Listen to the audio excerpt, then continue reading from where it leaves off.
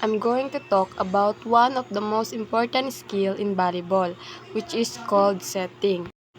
Setting is the skill of passing the ball using your fingertips to a teammate, usually to prepare for an attack or a spike. The player who performs this skill is called the setter.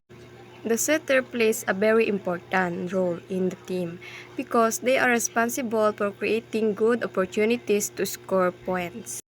And now, let's talk about why setting is important.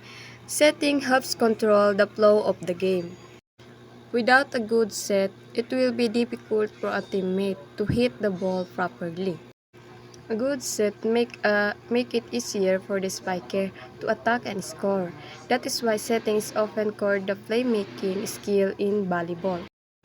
Next, I will explain how to perform a basic setting. First, you need to position your body under the ball. Your feet should be shoulder width apart, and your knees should be slightly bent. This helps you stay balanced and ready. Second, your hands should be above your forehead, forming a triangle shape using your thumb and index finger. Your fingers should be spread out and relaxed.